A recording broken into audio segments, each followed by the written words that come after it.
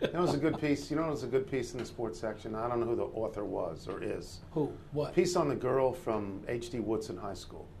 I didn't read that. The girl who... Janice? Yeah. Jeff Nelson wrote that. It's a good piece. Yeah.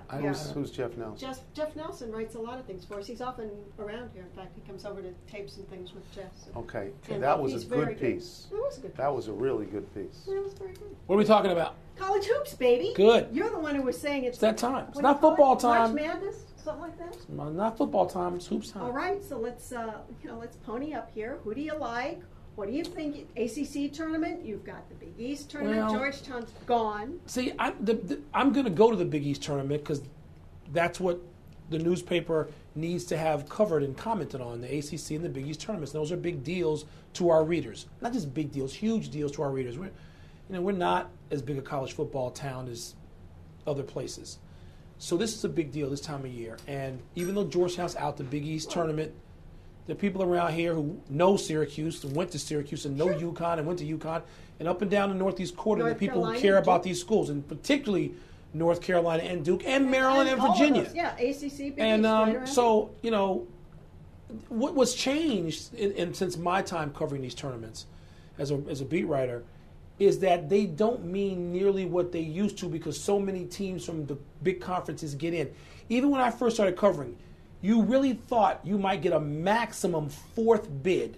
And if you were 20-9 like Villanova, you thought, oh my God, I've got to win 2 games, perhaps the tournament to get in. And that's the mentality you went in with. That's different now. And teams have to protect themselves. There's no need of going out and expending everything and getting Ty Lawson hurt if you're Roy Williams in North Carolina because you're in. Yeah. Gary Williams can't take that tact. They've got to win the tournament to get in. So it's a different thing. There's still a desperation on the part of some teams, but Duke and North Carolina have nothing at stake as much as they have had in past years in this tournament. Roy Williams, without saying that, hinted at that. And the same thing goes for Pitt and UConn and the Big East schools who are in. Those 3 schools are in. Their seeding will be largely unaffected. They could go from a 1 to a 2. Diminishes the tournament, though, doesn't it? I think it does. I think it diminishes the tournament, but marginally. I think the tournament still has the grandeur. When you go to Madison Square Garden and you get off the train, you get off the Amtrak, and you walk up into the Garden, it will still feel, I think, and I'll find out, like the Big East tournament. We spent a lot of time recently talking about Maryland and Gary Williams. Mm-hmm. If Gary Williams and Maryland had the close of the season that Georgetown just had, they'd fire Gary Williams. Well, Georgetown, this was your 7th straight season. Georgetown has utterly collapsed with McDonald's All-Americans all up and down their roster, and I think a very good coach. Something went on with that team, not just youth. There's got to be some friction somewhere. That team beat Maryland by 100 points. That team beat UConn. That team at the beginning of the year looked like a top 10 minimum team. Well, the only reason I didn't say that then was because they have one. They have the freshman of the year in the Big East. But as you know, he's a dependent player. If it was a guard, they didn't have. They've signed the guards they wanted the last 2 or 3 years. I don't care if they signed. You don't like this guy, Chris Wright? No.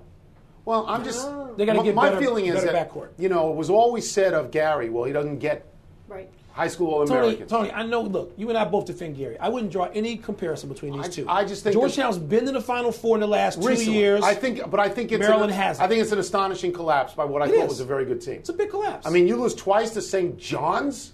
Come on, St. John's. They had a bad year. Real simple. Really awful. What I will do is on Saturday. That's what I was going to ask. I'll pay attention. Look at this. My button. I'll pay attention to the finals of the America East. The America East. We're Binghamton. Oh, you graduated. We're Binghamton. That's another Binghamton. Are you in the Hall of Fame? I don't know that there is a Hall of Fame. If there is, I'm not in it. No, the answer is no, I'm not in it. Okay. I don't know if there is one. You can start one then and induct yourself. So I don't care about that because we have a chance, we, the Binghamton Bearcats, or as Jim Boeheim calls us, the Binghamton Bobcats, we have a chance to be in the NCAAs for the first time ever in our history. Because you're the Bobcats. Yeah, the Bobcats all the time. So I'm gonna like root for that. But as far as the other stuff goes, as far as these tournaments go, the tournaments are tremendously diminished. Mm-hmm. Tremendously. Wow, I should say marginally. You think tremendously from the outside looking in, but from the inside looking up. All right. You win them. They're great. They're great. And when you're there, when you were at the ACC tournament, the people there feel like it's 1983. Now, we have points of comparison because we were there in 83 and maybe even in the late 70s. Tony caught some ACC tournaments, I'm sure, when David Thompson, and they were even bigger than what I covered. But what is also true, and it's undeniably true, the Big East is too big. Yeah. It's too big. Yeah. They got to cap conferences at 12. They got to cap them. Even 8. How about this? It's too big. How about you can let them go to 12. You can give 4 bucks. How about this? I like that. Okay, wait. You're onto something here, but I wouldn't cap the participation. You know what I would cap? Cap the tournament. Yes. Cap the teams you get. So you know what? Right, It'd be a disincentive for people to put these mega conferences together. But then what happens? Then you fire coaches. When coaches don't make it, they're going to get fired. Now look, is it going to surprise you if Carl Hobbs is fired? No. Is that going to surprise you? No. Unless contractually they owe him so much money that they can't afford to do that. Or if they got some recruits coming in and think Carl's going to make a U-turn. I just think that these things are they're too big now. And I understand why football needs 12. Because football wants to have 2 divisions because there's more money. But that drives the whole thing. Right. The Big East to keep that doesn't need this. But see, none of these decisions are made with basketball in mind. For the Big East to keep their BCS bid, what do they have to do? They need Louisville and West Virginia, and they need these schools that never were intended to be in Big East basketball. They didn't need DePaul. Right. They don't need DePaul. Well, you know what they wanted that for? To have Chicago entree. Yeah. But it's the Big East. I'm sorry, Louisville's not in the Big East. DePaul's not. West Virginia not. Marquette not. West Virginia DePaul you can get not. away with. They shouldn't be. You get away with. But you got to cap these things. You got to. But I don't ever disagree with a coach like Roy Williams understanding what the greater prize is here. That's right. I mean, he won. Everybody. There's nobody. Right. The team that finally wins, if it's not North Carolina, they'll celebrate that they won that tournament. North Carolina was the best team in that conference. Everybody knows that, right? Yeah, and you know what? There may be some incentive not to go too far in the Big East. Who needs to play 4 days in a row when you're in the tournament? Louisville is the only team, because Louisville could get a number 1 seed out of it. They have something at stake here. But I wouldn't do it. I mean, if I'm Louisville, I don't do it. If I'm UConn and Pitt, I'm bailing after 1 victory. I'm out. Put your reserves in. I'm out. Cut the starters' minutes. Out. I don't want anybody hurt. I don't want, if I'm Pitt, if I'm Jamie Dixon, Tony, I don't want DeJuan Blair and Levance Fields hurt. To this end, how about this?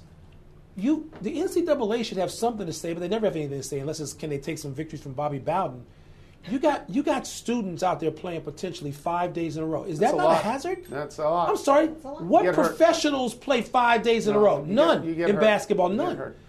They should do something about it. I'm going to write about that this week. No tournament should have people playing 5 days in a row.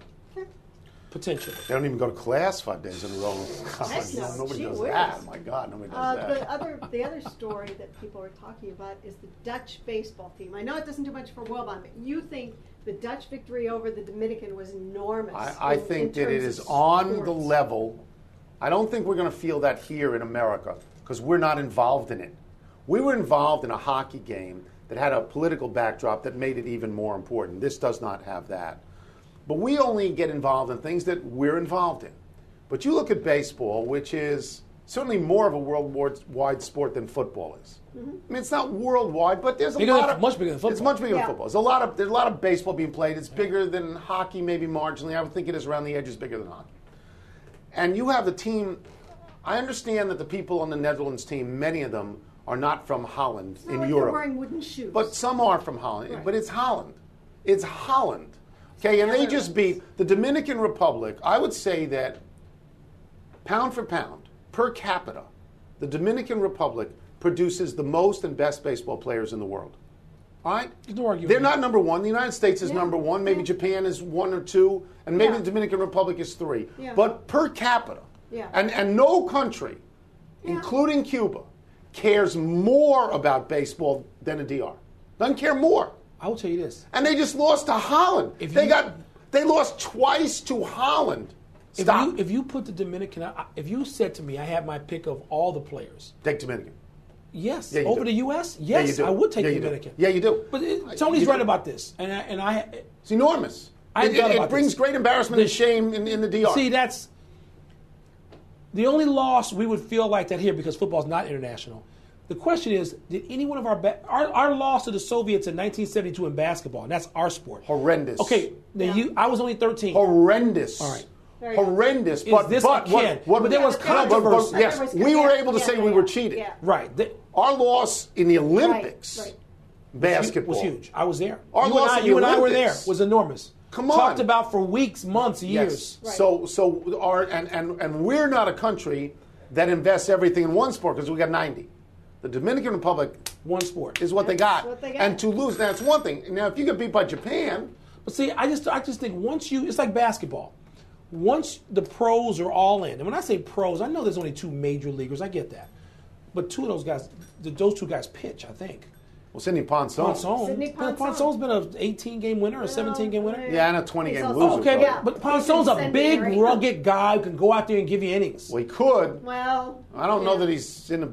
Is he still in the bigs? No, not right now. He's not in the bigs. I mean, Sidney Ponson is not, some. No, but goof. the Dominican Republic's got. Yeah, but if you got a pitcher, and also their best pitchers aren't out there. I mean, their best players, the Dominican's best players aren't out there. We know they're not out there because one. A-Rod. Is Pujols playing? No. So Pujols ain't playing A-Rod. That's their 2 best players. But they are still loaded. Yeah. Our best players didn't play for Larry Brown in the Olympics. Our best players didn't. That's right.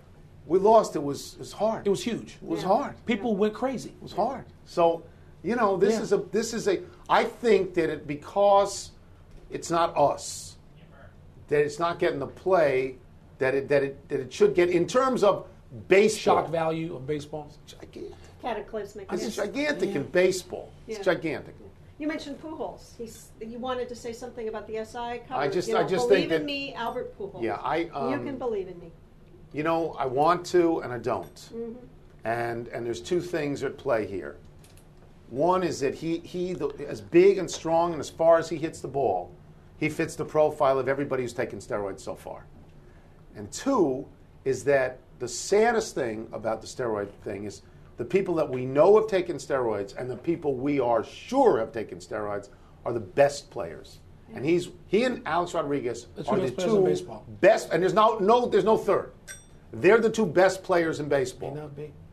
And one of them said to Katie Couric, no, never, never, never, never. And turned out he did, and he was lying. And so with Albert Pujols, let's just ask ourselves this. If it turns out he did, raise your hand if you're surprised. No. I think I'm still surprised. I mean, if Derek Jeter said he did it, I'd be surprised. That would surprise me. Not only would I be surprised, I'll be disheartened by it. Yes. And more disheartened than surprised. And, yeah. And I think that Albert Pujols didn't have. See, here's what.